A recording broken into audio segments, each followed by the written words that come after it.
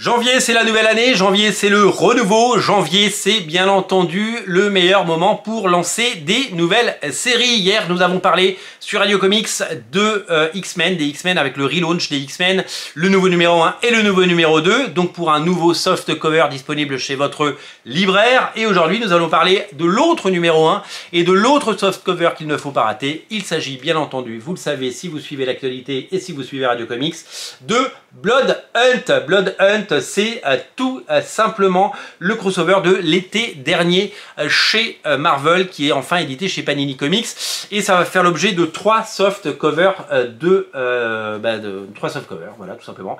Donc c'est marqué 1 sur 3. Pourquoi 3? Parce que la mini-série ne fait que 5 numéros, donc les 5 numéros seront saupoudrés sur les 3 tomes en français, et entre temps vous aurez droit aux autres mini-séries, parce qu'il y a eu une ribambelle de tie-in, hein, donc d'épisodes liés, des épisodes évidemment mettant en scène vos héros préférés qui ont été édités. Alors tout ne sera certainement pas édité là-dedans, mais s'ils font à l'avenir un absolute, ce qui est souvent le cas, vous le savez, avec les crossovers, peut-être qu'on aura droit à tout les épisodes. Blood Hunt est une série qui mêle vampires, qui mène évidemment de domination du monde et nouvel ordre mondial, et qui est évidemment avec des super-héros qui vont s'unir et travailler ensemble pour empêcher cette nouvelle menace. La particularité de Blood Hunt, c'est que c'est scénarisé par le scénariste star du moment chez Marvel, c'est monsieur Jed MacKay, scénariste des X-Men depuis quelques mois, scénariste des Avengers, scénariste de Moon Knight.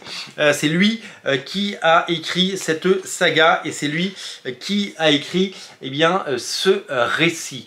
Blood Hunt, c'est tout simplement son premier grand crossover, mais qui est un crossover en 5 numéros, et qui peut-être l'amènera à en faire d'autres par la suite, parce que vous le savez, quand les artistes et quand les scénaristes arrivent à un certain niveau de notoriété, Marvel leur confie les rênes des plus grands crossovers. Au dessinateur, c'est la légende Pepe Larraz, dessinateur de House of X et de l'ère Krakoa, dessinateur avec Jerry Duggan des X-Men, dessinateur du Big Game du Fantastique et incroyable Mark Millar, et dessinateur à venir de la prochaine série régulière Amazing Spider-Man qui débute en avril.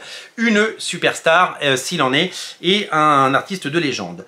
Dans ce premier numéro, vous allez retrouver non seulement les 2 premiers épisodes de Blood Hunt, mais vous allez également trouver le prélude qui s'appelle le Crépuscule, avec l'épisode du Free Comic Book Day 2024 dessiné par Sarah Pichelli. Vous trouverez également une série qui s'appelle Doctor Strange. Vous trouverez l'épisode Doctor Strange numéro 15 de la série de 2023 de Jed MacKay et Pascal Ferry. Vous trouverez l'épisode consacré à Dracula, parce que s'il était une question de vampire, eh bien Dracula sera de la partie. Et vous trouverez évidemment le Strange Academy Blood Hunt, parce qu'en fait il y a eu plein de tie-in, plein d'épisodes autour de Blood Hunt, notamment une série qui s'appelle Blood Hunters.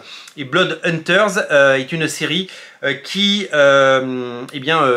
suit les événements, mais de façon parallèle. Alors ce qui est très bizarre, c'est que c'est le 3e numéro de Blood Hunters qui est édité et que les autres ne le sont pas. Donc je ne sais pas pourquoi. D'ailleurs, je me pose la question.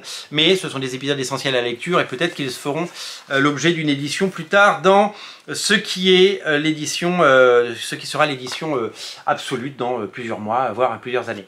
Blood Hunt, donc c'est disponible chez votre libraire, et il y a 2 versions. Il y a la version souple comme ça, 16 balles, et il y a la version collector. La collection collector, elle est en hardcover, hein, c'est un 100%.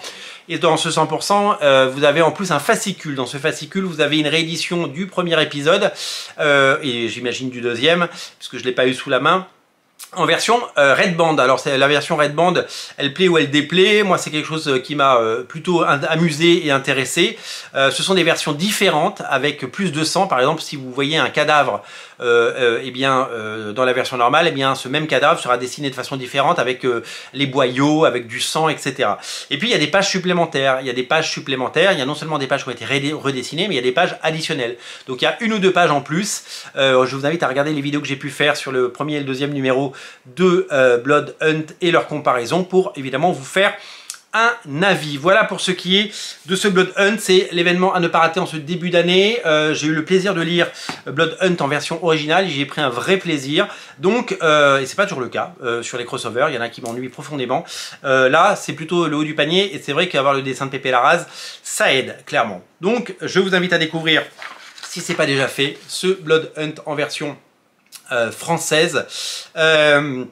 Chez Panini, c'est disponible, c'est un événement, c'est à ne rater sous aucun prétexte. Essayez à découvrir d'urgence. Merci à vous, merci à tous, merci d'être aussi nombreux à regarder Radio Comics. Et je vous invite à vous abonner à la chaîne si ce n'est pas déjà fait pour rejoindre cette grande famille et ne rater aucune émission sur la chaîne. Salut!